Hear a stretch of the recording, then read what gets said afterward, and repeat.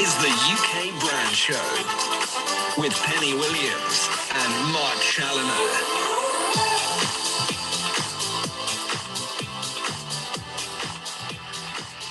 Well, good morning, good afternoon, good evening, wherever you are in the world. Good morning, Pen.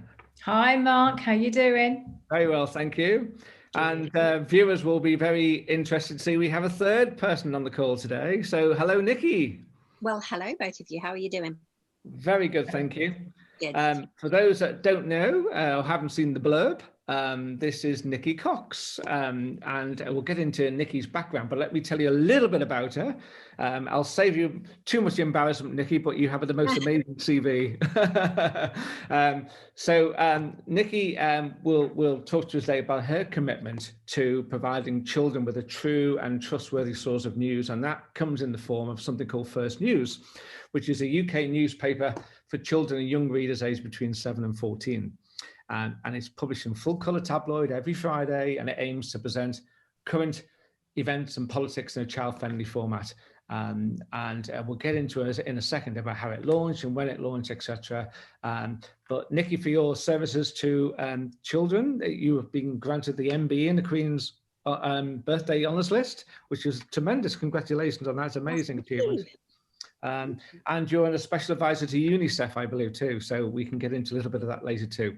So a very esteemed guest. We had Sir Martin Sorrell recently, and we've got Nicky Cox MBE today, so we're delighted to have you. So, Nicky, let's just get into the start of all of this. You have a lovely quote, which has been said many times, about children make up 27% of the world, but 100% of the future, and it's so true. And you made the point that children very much sometimes don't have a platform to be heard. And is that the motivation behind First News?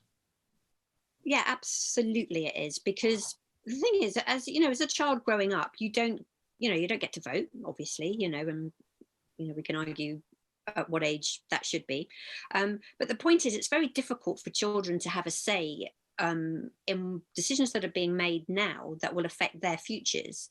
And then by the time they're the adult, it's too late, because the decisions were made before that. So you're constantly playing catch up. I mean, look at climate change, so that's the kind of the most kind of critical example, I think, right now. It's their futures that are going to be affected far more than mine or yours. And yet we're making decisions now that they don't get a say in. And so it's really important, I think, to firstly engage young people so that they know what's going on and then they care about it, and then inform them so that they can make their own decisions about where they sit on issues, and then empower them to actually be able to, be heard and make a difference. So it goes back a long way for you in terms of, I read that when you were 18 years old, you were working in your local newspaper in Croydon, was that right? Yeah, I did. I started off as a trainee reporter on the Croydon Advertiser, which was a 3-year NCTJ, I think they called it indentureship. Don't know whether I guess it's the same as an apprenticeship. Indentures it was. And basically you kind of trained on a paper, but you also people within the paper kind of took you off for lessons, so you learned shorthand and politics and newspaper law and all those kind of things in like lessons. And then there were still exams, and you had to pass your NCTJ exams and get your certificate or proficiency in journalism formal qualification at the end of it. So I was kind of umming and ahhing between going to university. I was going to do politics and English because when I was that age, there wasn't such a thing as a journalism degree, and media, which there is now, of course. But when I got the kind of the trainee position, I just thought, wow, I'll come out and be a qualified journalist and actually have a job, rather than coming out of university and then wondering what to do and trying to get a job then. So. And that's where I think your background with children came in as much as, if I read it correctly, that you discovered there's nothing for children in all of this, so let's do something about it. Well, yeah, it's really funny kind of looking back and wondering why that was in me, and why it's always been in me. And I remember working on the Croydon Advertiser and just saying to the editor, that lot of people that live in Croydon, you know, are children, as there are in any community. You know, they go to school, you know, they go to the theatre, they're going to the local restaurants, the local shopping centre.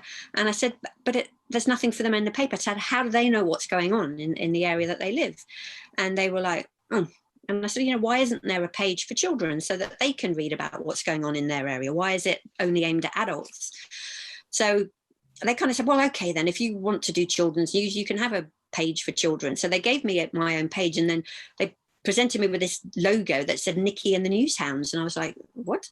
So it suddenly became this kind of page and almost a club, you know, and I was working with schools and local children being reporters and saying, send us your news, you know, and it really took off, you know, in a big way. And I think that's probably what then kind of inspired me to do that later on a national level. And that turned into big national newspapers and the BBC magazines as well, is that right? Yeah, exactly. Yeah. So while I was still at the Croydon Advertiser, I was looking in the UK Press Gazette, and there was this little tiny advert saying that they were looking for an editor for a children's newspaper. And, you know, given the bit of my job I was enjoying the most was all the children's news I was doing now in Croydon, I got in contact with this guy, and he was basically a doctor, a scientist who had invented the artificial hip. And he'd got some money and he'd got 3 children. And he, a bit like me, I guess, when I'd been younger, was like, there's nowhere for my kids to read about the news. So he decided that with the money he'd made from his artificial hip invention, he wanted to launch a newspaper for children. So I was at 21, joined him. And, you know, a very unlikely duo in a way, you know, a 21-year-old local newspaper girl and this scientist launched Early Times, which was my first attempt at doing a national newspaper for children, which actually did make me the youngest national newspaper editor in the country, kind of by default, really, but you know, I can still claim it. And then ultimately that led to, was it 2006 when First News launched, and that was with Piers Morgan. How did that connection come about? Yeah, I mean, Early Times was a really good learning experience for me, but it kind of I stayed there for a couple of years, and then I was headhunted to go and join the BBC to launch some magazines for them. And I kind of met Piers again while I was at the BBC magazines. He was doing I think he was running the kind of entertainment content for the Sun newspaper at the time, and then obviously went on to be the editor of the Mirror. But I had actually met Piers way back when he was on the Wimbledon News, and I went to do work experience there, and he was kind of their rookie reporter on the Wimbledon News. So we'd kind of met before, then we re-met when I was doing magazines at the BBC. So I then launched things like Top of the Pops magazine and 52 magazines, in fact, for children. And Piers and I were often at loggerheads with each other because I was bigging up pop stars and Top of the Pops magazine, and he was doing his kind of Sun newspaper, knocking them. So we had a bit of a sparring match. He used to call me the pouting Nicky, and I used to call him Piers Moron. So we had a bit of private eye. Yeah, I know. But I started it, and so we kind of had a bit of a friendly banter going on, and then I still missed news. I mean, I had a great time at the BBC doing magazines, but really missed news. And by this point, I'd got my news background. I now knew about children's publishing and put the two things back together, and spoke to Piers, who had just been fired by the Mirror for all the reasons we probably all know. He was when I was at the Mirror, funnily enough. Oh, really? Yeah. So I sent him an email and said, Piers, I hear you're in need of a job, and I want to launch a national newspaper for. No, I just said I'm launching a national newspaper. Would you like to have a chat? And he kind of emailed me back and said, well, if you can get me lunch at the Ivy, I'll talk about it. And I think I then messaged him back and said I'd got a table at 2:00, and he went, that's not lunch, that's tea, but anyway, I'll come. So so he turned up and he looked at me and he said, it's obviously a children's newspaper because it's you. And I said, well, yes. So he said, great idea, I'm in. And so he helped me at the beginning, really with publicity more than anything, and some sage advice about front pages and stuff. But, I knew all that. But, he kind of appointed himself as the editorial guru. but it was quite short-lived. He really did help at the launch. You know, he did all the kind of This Morning sofas and all that kind of stuff, and got publicity for it because he was obviously a very well-known name in national newspapers. Yeah. And then very quickly after that, he actually went off to America. You know, he got his gig right. out there, and kind of you know, lost interest a bit in First News. But by that point, you know, he'd done his job really. You know, we were up and running, and it was. Well, presumably, peers aside, I would imagine most of the other national media, especially, would have been, you know, quite offering ridicule, if you like, of launching a free a newspaper for kids. You know, surely we would have done it before now, but being a successful thing to do. Yeah, I mean, they all said that. And I remember being quite disappointed at that, because as far as I was concerned, I was engaging the next generation to be interested in the news, you know, who would therefore hopefully grow up to be their future readers. And rather than support us, they were really, they kind of ridiculed us and said, oh, for goodness sake, you know, if kids were interested in the news, they'd read it on the internet. And anyway, they're not interested. You know, they're only interested in pop music and you know, games and stuff. But it was, but we'd done it by then, you know, we'd launched and we kept going, and it was quite funny. Well, it's not funny at all, but, you know, The Independent, in fact, had been one of the newspapers that particularly criticised us when we launched. And, you know, they're now only online and we're still printing. So. And who's smiling now? 2.6 million readers every week, more than I think the Telegraph, the Guardian, and the Times put together. Yeah, no, exactly. It's if you ever were in a pub quiz and they said, you know, what's the widest read newspaper in the UK, I doubt many people would say First News, but it is. Well, we'd know now, Pen, wouldn't we? Yeah, exactly. So tell us a little bit about First News then. So firstly, just to get into the editorial side. So what's the size, not just the editorial, what's the size of your team? Who works on the paper? There's around 8 editorial people, and then there's a similar sized education team, because as well as printing the newspaper every week, we have a very loyal subscription base in schools. Around, I think, just under half of all UK schools subscribe, which is why our readership is so high, to be honest, because they like to use First News to teach literacy and to kind of bring real world events into the classroom. So as soon as the paper goes to print, the education team kick in and they create something like 250 pages of classroom resources every week, so that teachers who subscribe also then download all the lesson plans and they can teach around, you know, current events, you know, recently, you know, Black history, or you know, what's climate change and all those kind of things, and then teach around the paper. Right. And so in terms of news sources, where do they come from? They must be quite far reaching, I would have thought. Yeah, I mean, I mean, all the traditional places. I mean, obviously we keep a keen eye on what is in the news generally, because what's a very important part of our remit is to look at what we know kids are hearing about, and to make sure that we're then giving them context and giving them background and explaining in a very non-sensationalist way, you know, what's going on. Because, you know, as we know, as adults, we can kind of discern when, you know, the Daily Mail is kind of creating headlines because the fear factor, you know, sells more copies, or, you know, equally with broadcast TV, that, you know, bad news kind of, you know, spreads quickest. And so we're very conscious that there's 24/7 news now, you know, and children are surrounded by it online, on the telly, on the radio, newspaper headlines everywhere. And they were getting a very kind of skewed version of the reality very often, you know, and obviously different newspapers take a different political view of things as well, you know, and they don't really have the kind of critical literacy that adults would generally have to kind of know, oh, it's the Daily Mail, or, you know, they would say that kind of thing. Kids don't know that. So why First News is so important is that we, you know, get rid of all of that stuff. We put the facts, we put the background, we put the context, we take away any kind of scaremongering and sensationalism. And actually we do the opposite. We reassure, because normally things are not nearly as bad as they seem, you know, and, you know, if a terrorist attack has happened in Manchester, horrible, horrific news, but then you get a generation of children terrified to go anywhere and do anything because they think it's going to happen to them. So, you know, we put that in context and say, look, the likelihood of you being in the wrong place at the wrong time is so tiny. And actually, the biggest dangers to you are things like, walking to school and not crossing the road properly, and just reassuring them and telling them what's happening, but giving them, the proper, accurate, trusted news rather than, what the rest of us have to deal with. Yeah. So do you actually work with children? Do you have young people actually writing some of the articles? And yeah, we do.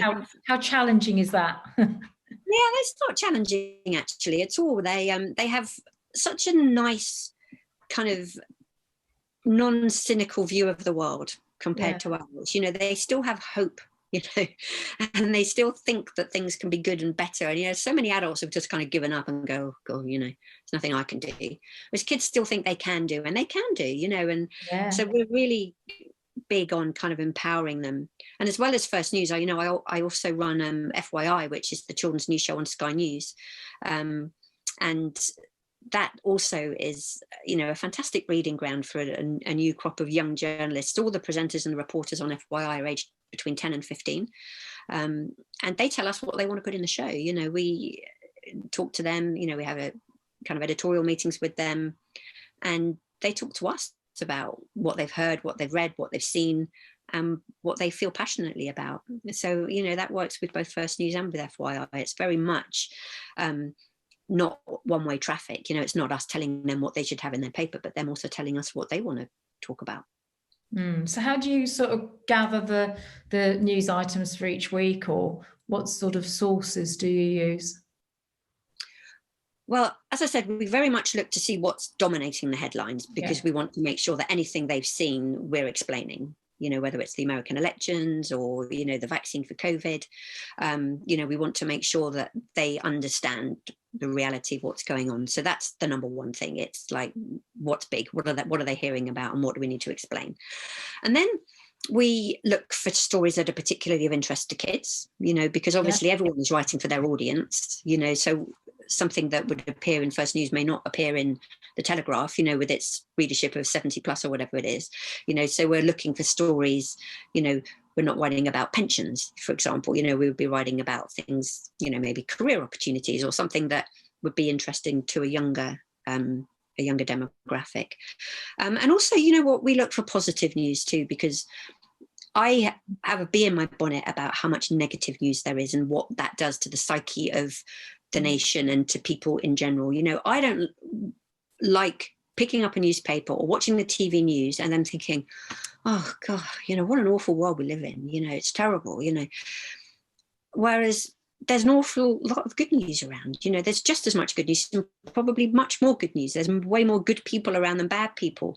And actually, I think as an editor, and if I was the editor of a national paper, I would do the same. I would be seeking out that good news too, because you want people to feel positive and uplifted, not just to feel negative. So we're very much in First News, and I think it's why we actually have a lot of readers who are adults as well. It's because we do actually have some good stories, a lot of good stories, to balance the more negative things that are often in the news. Has the sort of current environment of the pandemic and a lot of fake news being around, you read a lot about mental health, and actually a lot of young people are now suffering. Is that the sort of feedback you've had, or?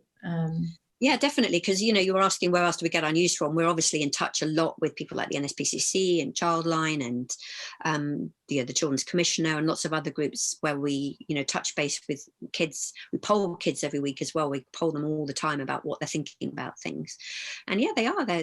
Because they are surrounded not just by news from other sources, but also just from adult conversation around them. If they're listening to their parents talking or teachers talking, or they might be on a bus going to school or something and they're hearing negative conversation, they're taking that all on board, and their mental health is definitely suffering. And I think for all of us, this whole period of lockdown and feeling that you're protecting yourself and you're protecting other people, it's making all of us kind of slightly nervy and anxious. And again, for children who can't put that in context, it is scary, and it is damaging their their mental health. And it's not just that they're worried about getting ill themselves, which I think we've got that message over. It's not, children are not, you know, generally the victims of this virus, but they're worried about their mum and dad, or they're worried about their grandparents, or they're worried about their Uncle Jack. You know, they're worried about people near them getting ill, and they're worried that they may be the carriers. I mean, I know children have written to us who don't want to go to school because they don't want to pick it up and then bring it home, you know. So, you know, it's really difficult to try and kind of keep that balance of saying, you know, the chances are very small, you know, as long as you're doing all the right things, you're washing your hands, you're wearing your mask, you're keeping distant, you know, you're protecting the people that are more vulnerable, it's going to be okay. But, you know, you also don't want to go too much and say, look, it's going to be fine, and not be truthful, because, you know, they do need to be responsible, and they do need to take care. And, you know, but anyway, the vaccine news has been good. You know, I think that's now given us something positive to talk about, and actually hope is the headline on our front page this week. Definitely, yeah. Nicky, you talked a little bit earlier about you know, the national newspapers when you first launched, saying, "Oh, kids just go online, they don't do on a print newspaper, etc." Which obviously proved well wrong. However, that was in 2006.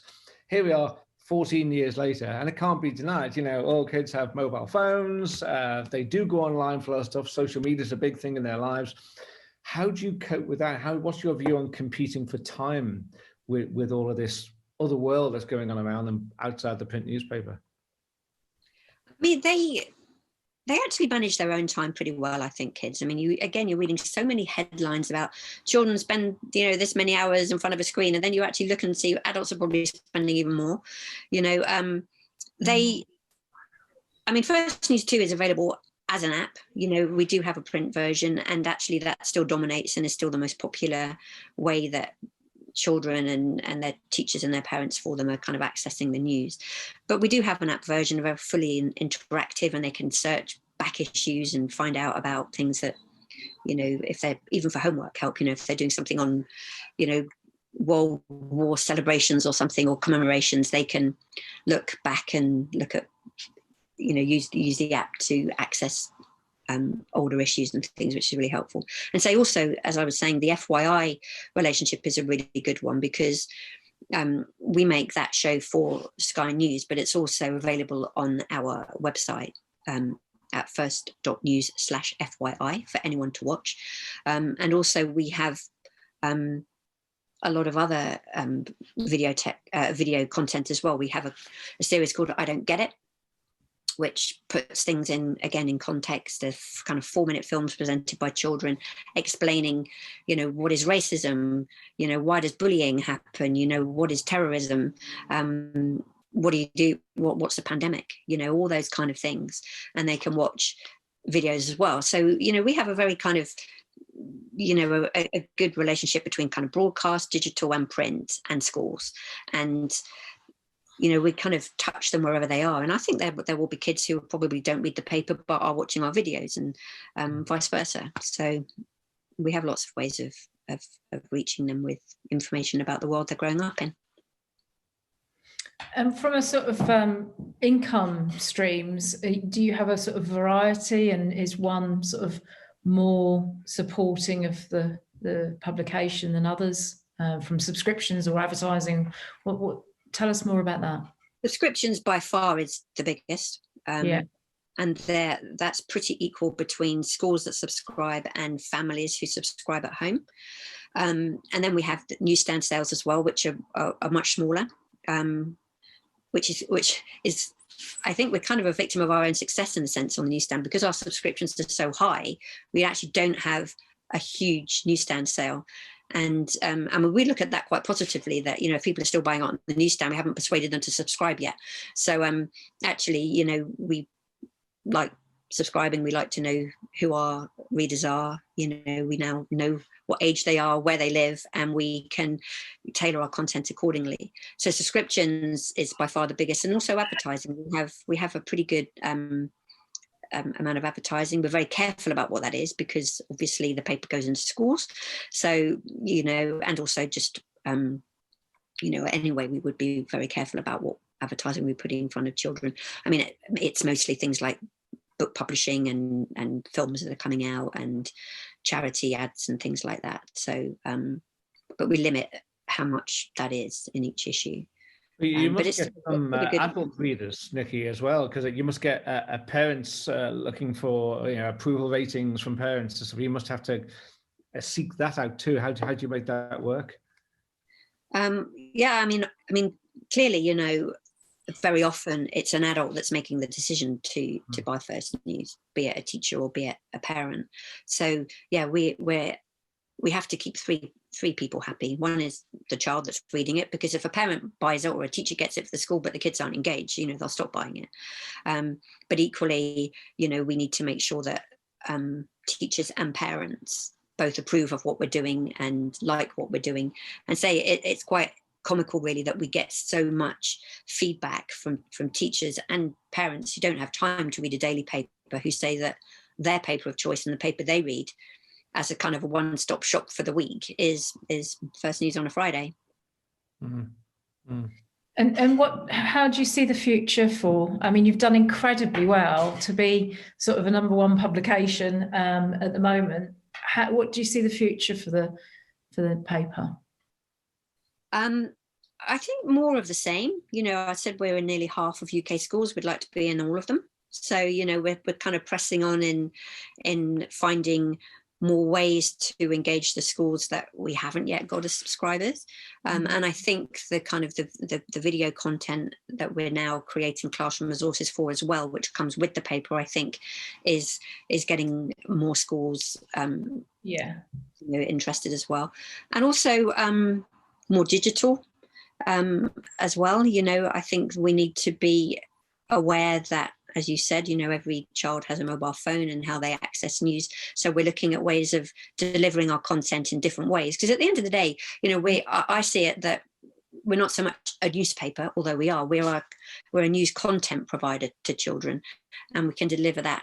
And we always have to have an eye on the best ways that we do that. And at the moment, the newspaper still dominates, but that could change over the years. So we're constantly kind of looking at how we get the content to them in different ways. And also globally, I don't believe that the UK is the only country in the world where a good quality national newspaper for children would work. So we've launched an international version already, which is only digital at the moment, just because of the logistics of kind of printing and delivery and everything else. But we've already got subscribers to the international edition in more than 50 countries. Wow. So that's early days, but and that's something we want to build on. So yeah, that too. And I presume you've got a great handle on what the issues are that are likely to be for the future. I can imagine things like climate change and all the Greta Thunberg stuff, and racism is obviously high in the news today, and it applies to young people as well as adults. So there's a huge overlap between the two. Yeah, absolutely. And the disappointing thing really is that some of these issues don't change, and you find that you're writing about things year after year after year, and these things don't go away. We shouldn't still have racism, we shouldn't still have any discrimination. There should be more equality, but that's why I think this generation are the first generation since 2006 to have grown up with their own newspaper. So my hope is that, as I said, the 27% of the world's people are 100% of the future. And if they're growing up with a greater understanding of the world, I'm hoping that that generation is better informed than the last, and all those issues will, go eventually. That we're going to have a more open-minded generation. Do you feel that literacy is an issue in schools, and how does that affect what you actually produce? I mean, I think children's literacy is still good. I think that they're changing the way they read and what they read and how they read. I think more of an issue is the critical literacy, and their thinking skills, and that's again what's really important about First News is that it's actually giving them information, so they can separate the information from the misinformation online, and they question things. Just because you've read it doesn't mean it's true. Where did you read it? Who's saying it? And why are they saying it? Just to question. And that's the most important thing I think that we can do for them, is that they understand that, things are not always what they seem, and fake news has become more and more of a problem. I mean, there's quite a call at the moment, isn't there, for social media owners to do more about fake news. Yeah, and it's not just fake news, it's the nuance in the real news. I mean, look at what's going on in the American elections. You've got Joe Biden, who clearly won the election, and you've got Donald Trump saying he won. They have a different perspective, and that filters down to every single news story in the world, depending on what side you are or what your view is, and so it's just making sure that children understand that, and that they can, look at different sources and then form their own opinions. And that's so important. I think as an adult, I'm struggling to work out what's right. And, the everything around the pandemic, everything about the US election, it must be really tough for young people to work out how to filter it. And I think that's really valuable if that's something that you're doing. Yeah, I mean, it's a massive responsibility, really. We're having to kind of navigate for them, and for all of us, as you say, for adults and journalists, we still have to try and dig deep and work out who's saying, is that right? Who else is saying that? And actually do their job for them. And then, but equally giving both sides of every argument so that they can look at balanced kind of views and come to some kind of opinion themselves. Because at the end of the day, most things are opinion. There is very little actual fact in anything. The Conservative Party would say they were the best. The Labour Party would say they were the best. Neither are wrong. They just have different opinions. So that's the important thing, that they just grow up questioning and curious and inquisitive, and form very valid opinions based on the evidence that's available. And there's a lot of evidence available, but we make sure that we help them to filter that and give them kind of trusted, accurate, unbiased views of what's going on. Nicky, I've got one more question for you. I don't have a pen, but I've got one more, which is, looking back again to that ridicule that the national media had for you when you first launched, what do you think they think of you today? Do they voice opinions to you? And do you think they should do more to link with what you're doing and the great work that you're doing to their future readership? Because there must be someone somewhere must think, hang on, all the audience that Nicky's got here, they're our future readers. Yeah, do you know what? I think they're so busy, perhaps filling their own leaky buckets and kind of still looking internally, that I don't think they've sometimes even noticed, that actually to have some kind of relationship with us would be very good for them. I mean, the Telegraph, to be fair, have been in touch a lot recently. They've noticed. They're quite keen to work with us to try and help migrate our readers to them, but we're not going to do that with one paper. Again, back to the same thing. We need to make sure that kids have a very balanced view. We're not going to promote one paper over another. So, but yeah, absolutely. I mean, I think they should look at our paper, because I think the fact that we do have a lot more positive news, that we're not kind of, depressing to read, and that we empower our readers. They have much more of a say. I think that news now shouldn't be all about, what the journalist is saying, but give your readers more empowerment, give them more of a say, give them a platform, which is what we do. And it seems to be, a very successful formula. It certainly is. Well, there's one more question I just wanted to ask you, which is all about Fresh Start Media, and a little bit more about that, because that seems to me one of these steps into the future which you're looking to. Mm-hmm.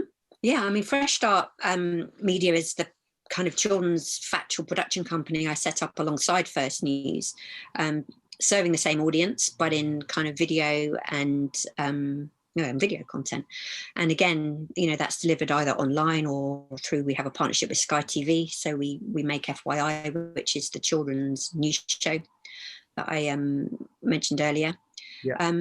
So yeah, absolutely. I mean, that's another way that we are reaching children, and say all of that video content that we make. We've also got a series called Kidversation, which is being funded by the BFI, the Young Audience Content Fund, and Sky TV. And that is about talking to children about their rights. So it's all linked to the United Nations Convention on the Rights of the Child. And each Kidversation is one child talking to another child about how a particular right manifests in their lives. It sounds really a little bit boring when I say it like that, but it's not. It's fascinating. And for instance, recently we took one of our FYI presenters out to Ghana to meet a young boy called Prince, who is fighting for his right to go to school, and for a right to education, one of the basic rights of a child.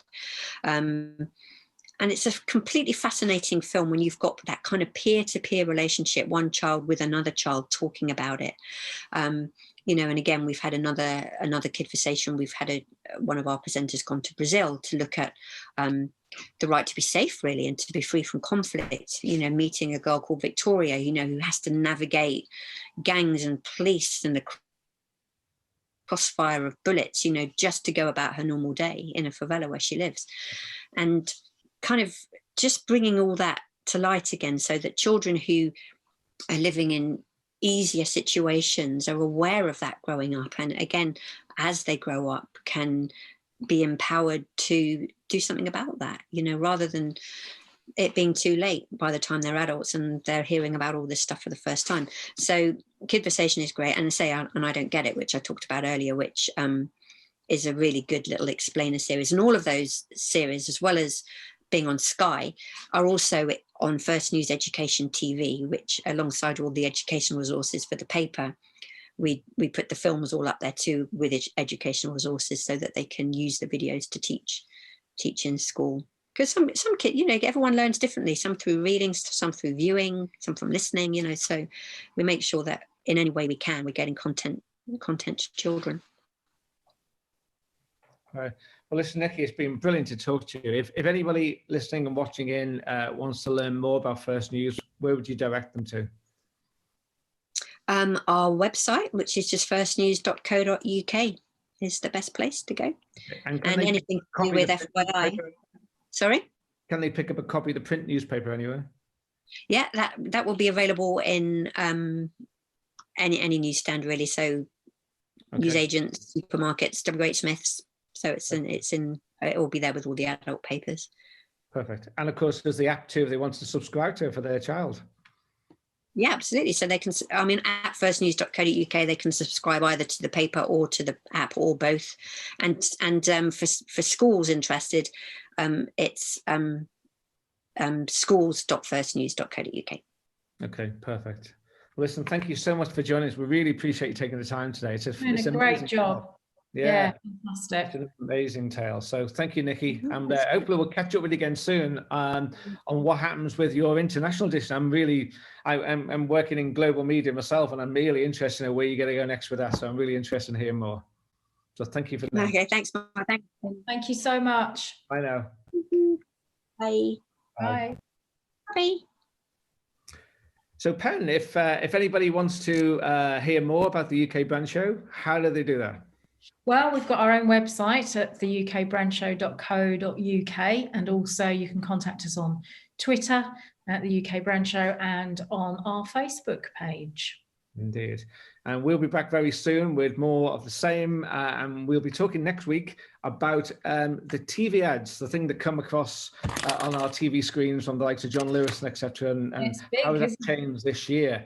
We think there's a big shift in focus and a big shift in terms of what they're trying to do with the ads. So we'll be talking all about it in our next episode. But we'll catch you again soon. Thanks to Nicky again, and we'll see everyone again. Bye for now. Bye. Bye.